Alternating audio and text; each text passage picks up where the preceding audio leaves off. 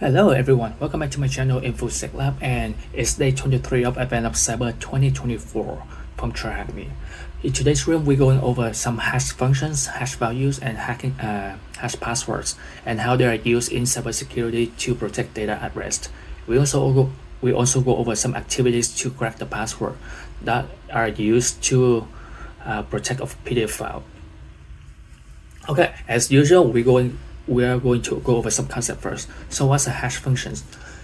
So in the past, let me clear the so in the past, company used to store customer data in plain text, meaning that if you have a set of credentials, username, admin, and then the password is password, this will be stored directly into database. Now this is a bad practice because if the attackers get a hold of the database, then this will be easily retrieved by the attacker. And you may think how bad it is. Well, it's pretty bad because we as regular users who are not security aware, we tend to use the same set of credentials over and over again on different websites and platforms. So let's say I have a Facebook account, I have Instagram, I also have X, LinkedIn, and some other social media platforms. And for many people, they tend to use the same credential. So if I get a hold of your credential, let's say this one is from Facebook, admin password, this is your login credentials on Facebook, I can try using this same credentials to log in other platforms like Instagram, X, LinkedIn, etc. And then a lot of time attackers are able to get into those other platforms, and because of this, the consequences are huge and impactful. Many companies try to implement some security measures to actually protect this data, to protect the data stored in the database. Now keep in mind that data stored in database are considered as data at rest. Okay. So what do companies do? They actually try to hash the password before storing them into the database. So what does it mean to hash a password? It means that you input a string. In this case, it's going to be the password right here, and then you apply some algorithms onto this specific strings and then output to a fixed size value. Now the fixed size values, depending on the hashing algorithm used in this case, then the size is going to be different. So let's see right here. On this terminal, I have the string password, right? And then I use MD5 as the hashing algorithm. The output is this string. And to check the length, we can actually use the following command.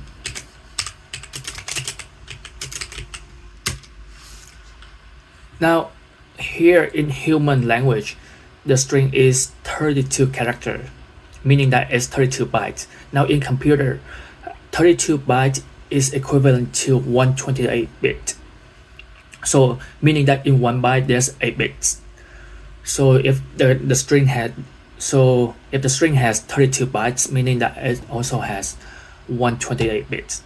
And this is the regular standard length of the MD5 hash values.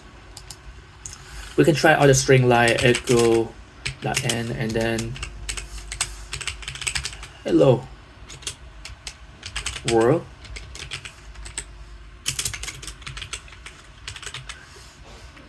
Now keep in mind that the length of the password and the length of the hello world string are different, right? But if you inspect the string, the output string, they are the same.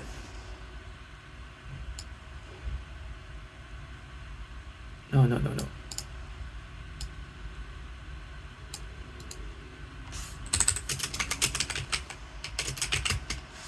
See, the same length, 32 bytes.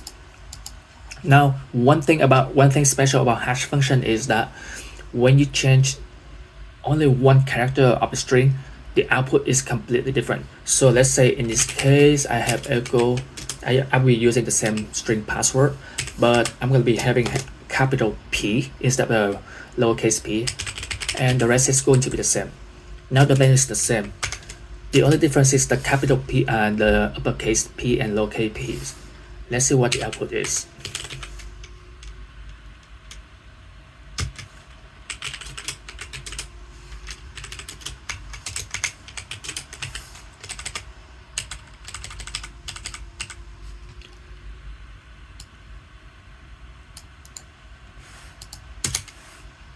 Still 32, right? But if you take a look at the output, it's completely different. Right here, it's completely different. All right, and then another concept about hashing is hash collision. So what's hash collision? Hash collision means that you have two different input string, but you have the same output, which is not supposed to be. Because when you hash a value, it's supposed to give you different values. So in this case, hash collision occurs when you hash a password, and then you hash this same this hello string. These two strings, they're supposed to give two different unique values right here. But if a hash collision occurred, then these two values are going to be the same, even though the input string are different. And because of that, and on top of many research have found that MD5 algorithm is not secure enough. Many companies start to actually replace MD5 hashing algorithm with SHA-256. Why SHA-256? So I'm not sure what it stands for. This is SHA. Let's see if it's here.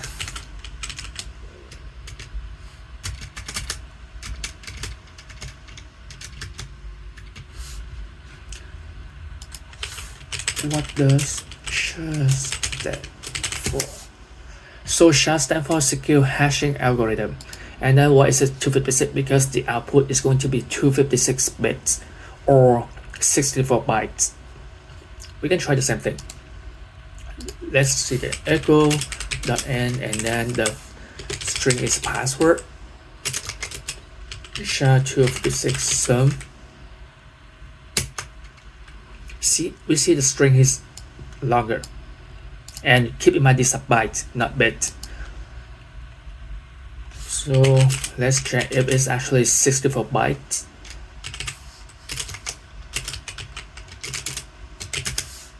Oh no. Copy this one. No.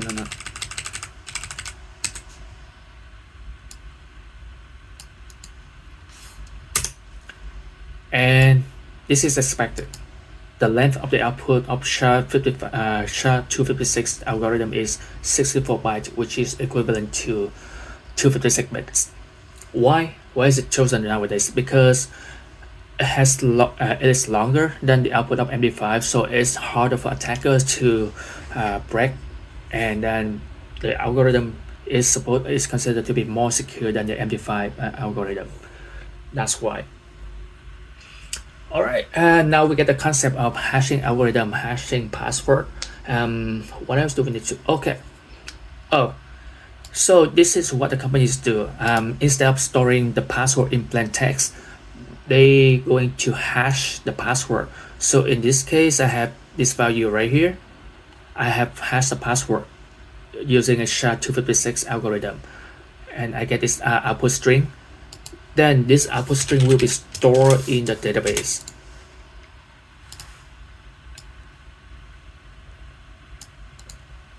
Copy, paste. This will be stored in database. So now, as an attacker, if I get a hold of the database, I will see like, okay, this is gibberish to me. I can't really. I know this is a hash value, but I don't know what it is, what algorithm it is used, right? I mean, I can try to check the length of the hash, and I know 64, so my guess is going to be SHA-256. But still, knowing the algorithm is not enough for me, because hashing is not like encryption. Just because you know the hash value doesn't mean that you can revert back and try to crack it. So basically, hashing is only one way. You can only go from the input string to the hash value. If you know the hash value, there's no way you can go back and know the input string. So that's why a lot of companies start storing new password hash into the database instead of the regular clear text right here. Now, some companies will take it one step further to secure the data at rest or store in the database. And what do they do? Before actually hashing the string password right here, they'll try to add some random string to the password. Let's say password and then some random string right here. Then they'll start the whole string, this whole new string right here, using the algorithm. So in this case, let's assume that the company use SHA-256. Then after generating this new string, the company will hash the whole values of password AF blah blah blah, and the random string at the end right here. This random string is called salt, which is added after the password, or it can be added before the password. It doesn't really matter. Just to make it more random, and it's harder for attacker to guess. Okay. And now you take the whole string, hash it, and then you get new value. Again, the length of the new value is going to be the same, 64 bytes or 256 bits. Okay, that's enough for the concepts. You know how companies use hashing functions and algorithms to protect data at rest. Let's try to go into the activities. Okay, let's go to we see the folder is AoC 2024. Oh, we're already in there.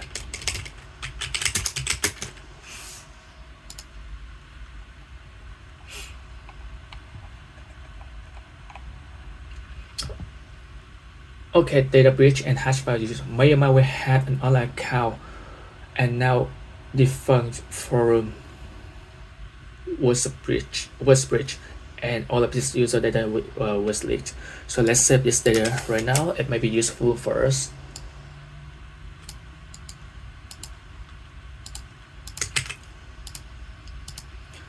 So see, in this case, the data is breached. But what I got is just the username, which is the malware email, and then the hash values. Now my job as an attacker is to figure out what this value is. And one of the most powerful tools to use nowadays is John the Ripper. John the Ripper is widely used by many penetration testers to crack the password. Okay, how do we do that? Let's just copy this one.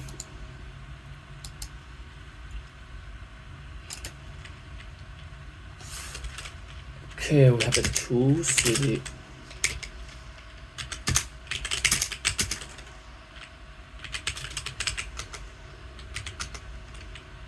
Before using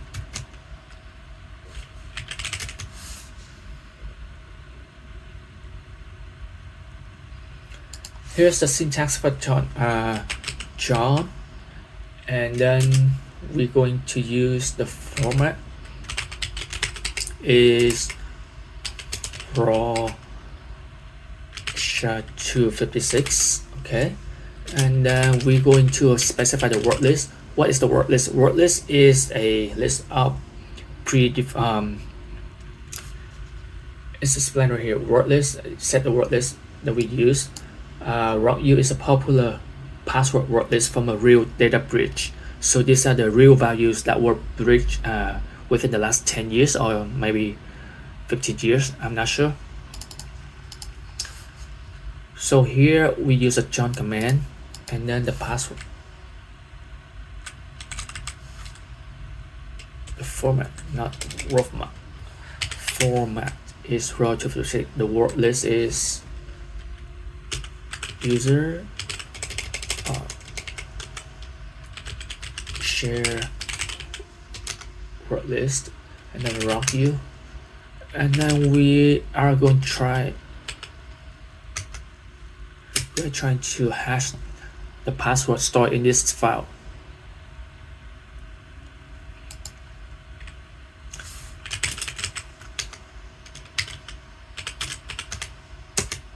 So this is a hash password, right? this is a hash, and then we use John to crack it. After cracking it, we can view the password by using John and then show. Oh yeah, and then you specify the file that you were using to crack, which is this case. Oh, it's not cracking. Okay, let's try one again. John format equals raw share 256. Word list equals word list rockU.txt, and then the file is hash.txt.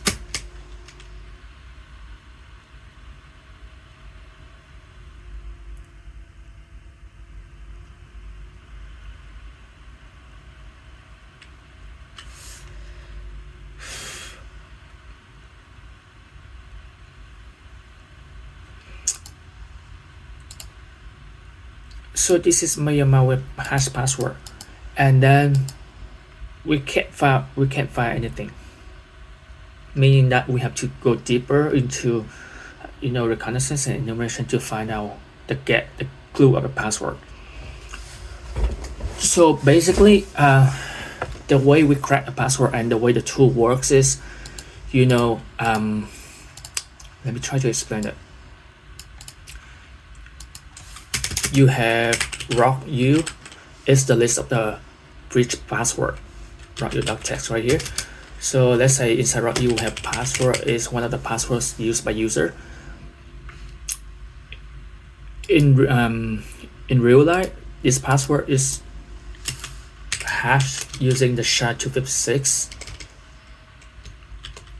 and then convert into, okay, hold on, let me try doing that.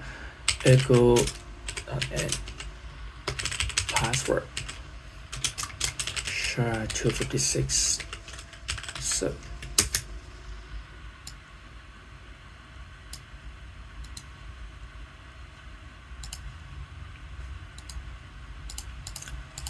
cool, let's say the forum, the website that that leaked your malware's credential using SHA-256, right? They will take the password right here and then hash the password using SHA-256, and then this is the outcome. So the way John works is they have a predefined, they use the password right here, the list rockU right here, and then they have the predefined table that contains the corresponding hashes. So John will go through the list of the password. It can be password right here, and then password 123, and then which obviously going to have different values. I don't know, I'll just modify some of these, right? And then John will compare with the predefined tables to see, okay, I found a match right here. Let's say the password is 1234, and then John will go through the list of the hash in tables and compare each of those values with the input value right here, and say, okay, we found a match. This string match the input string right here, so the password is password 1234. That's how it works behind the scene. Okay, so that's how it works behind the scene. And as we know that when we try to run John format right here using password and hash, it doesn't give us any results, meaning that we have to dig deeper into doing some reconnaissance on my malware.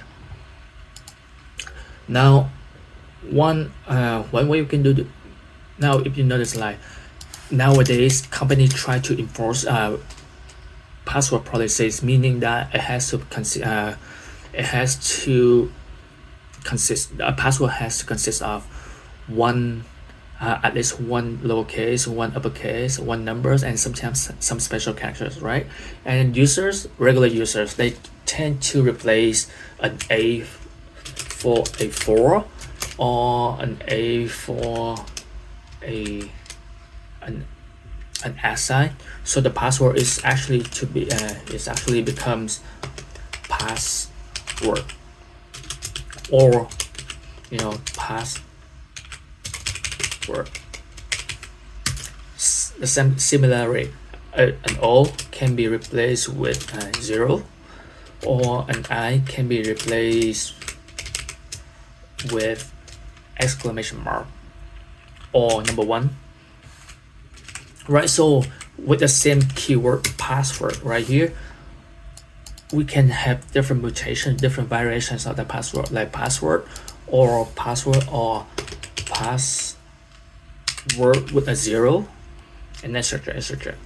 So how do we do that in John? In John, we have another parameter called rules and word list. This will include all the permutation, all the different combinations of one password. So let's try that.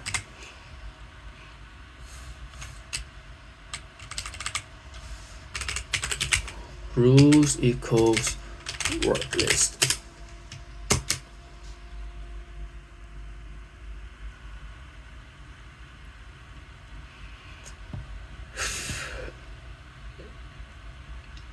Okay, John will not spend computing. Okay, so when we crack the password, user John show to show the cracked password. Session complete. Okay, it looks like the password has been cracked. Let's see. John show. Oh.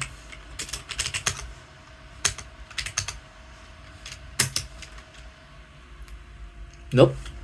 It's not cracked yet. You see, 0 password hash cracked, 1 left. And if we take a look at the file again, there's only one hash variable. So meaning that we haven't been able to crack the hash. Let's move on. Data breach and hash file use. Glitch has discovered that malware password used on the breach volume online forum. Although there's a high chance that this password will be used to access other online accounts created by the malware, Glitch does not want to go through that route, and it would violate the local laws and regulation. Instead of attempting anything illegal, he focused on data he discovered in malware's trash. There's one interesting looking PDF file, and happens to be password protected.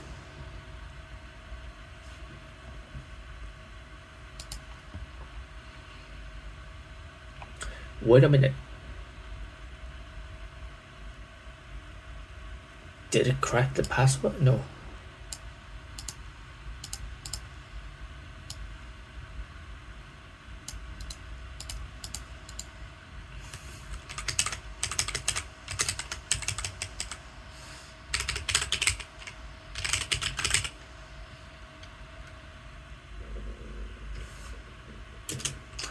Oh, I think it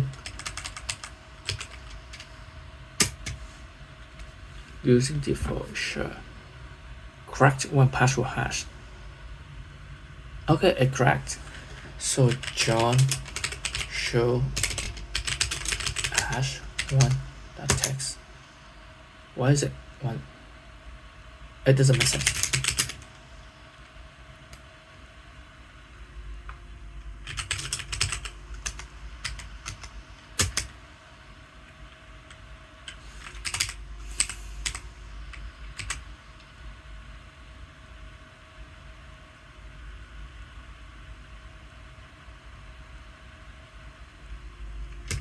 Clearly, it says that loaded one password hash, cracked one password hash.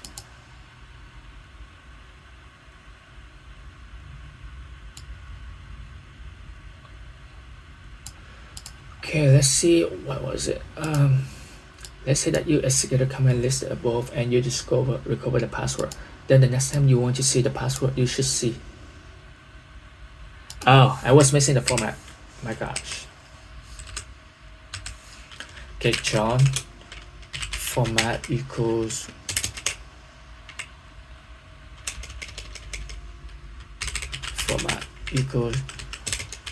Russia 256, and then show hash 1.text. Now it should show the password fluffycat 12. Okay.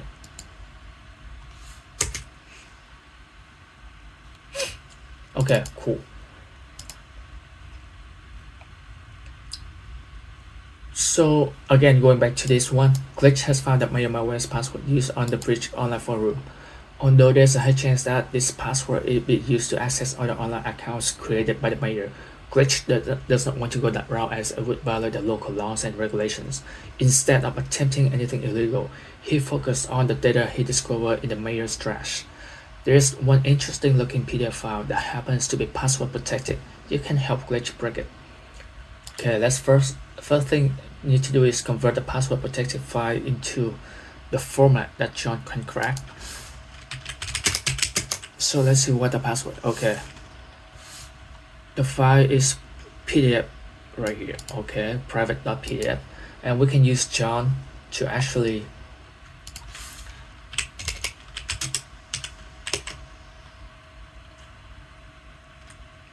the first thing we need to do is convert the password protected file into the format that John can attack. Luckily, John the Ripper Jumbo Edition comes in the necessary tool.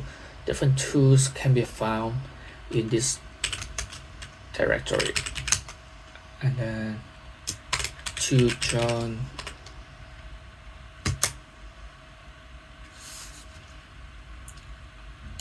Okay, it seems like a lot of options to convert from different file formats into the John attackable format. That's why I just said it myself. So let's say we have PDF as it showed right here. We have two PDF to John PL and PDF to John PY. I assume that this one will be used with a Python program. So in this case, because we're using John as the main tool, so I guess this is the one that we use. Alright, so let's try doing that. PDF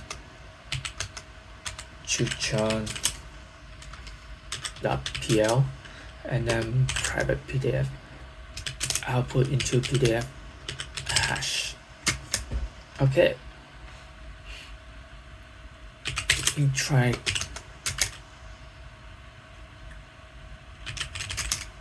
Okay, let's try John format equals to raw SHA-256, rules equal word list, as you may know what it does, and then the word list equals to user share word list raw view, and the file name is pdf-hash.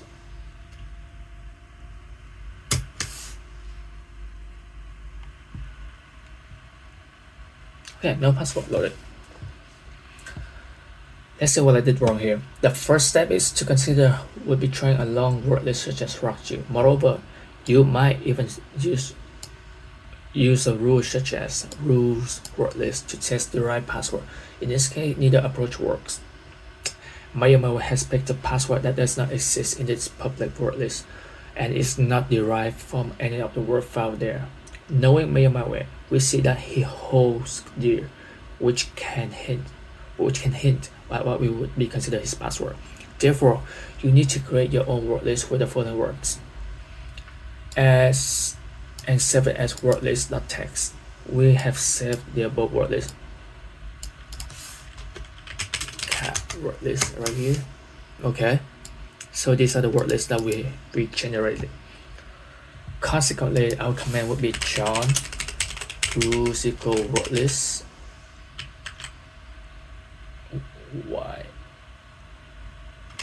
Why is it single? The rules equal single covers more modification rules and transformations on the word list. So it adds more variations of the password. Okay, I'll check that. Word list is word list.txt, and then the file is pdf hash.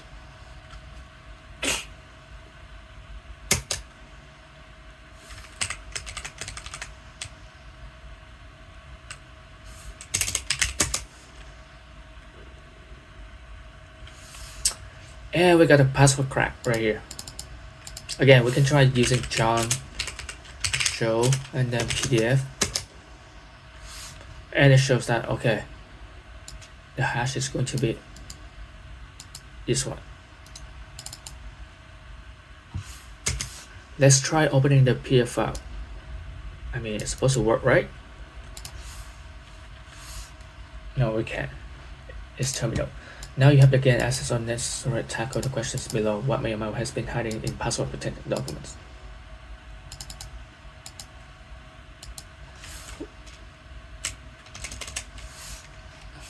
Wait,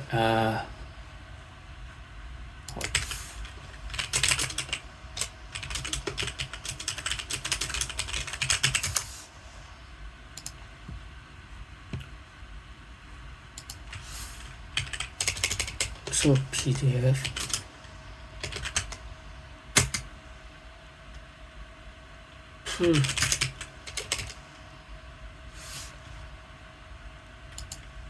Oh, the password is the hash one. Oh man. John show format equals raw chat 256, and then the file name is hash one. Text. Password is fluffycat 12.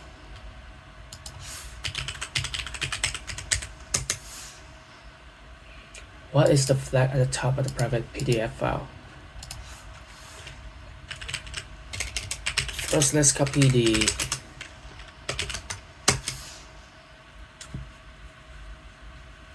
password, the correct password.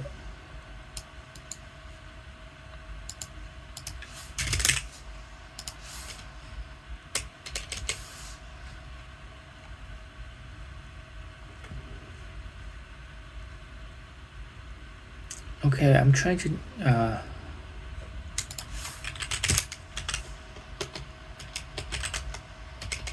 how do we open PDF file on terminal? How to open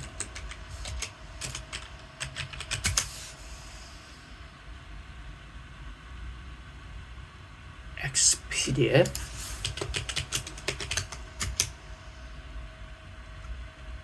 Can I install it?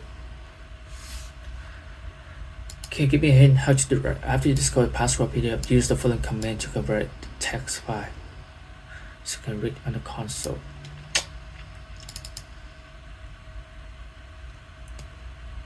Alright, so this will be the command we use.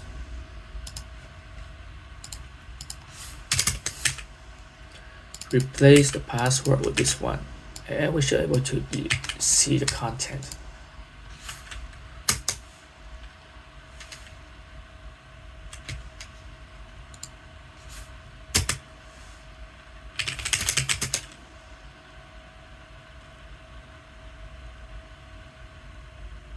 And we have cat private file text. Oh, since we're only interested in the beginning, we can use head private text. And here it is, TryHackMe. Do not get caught.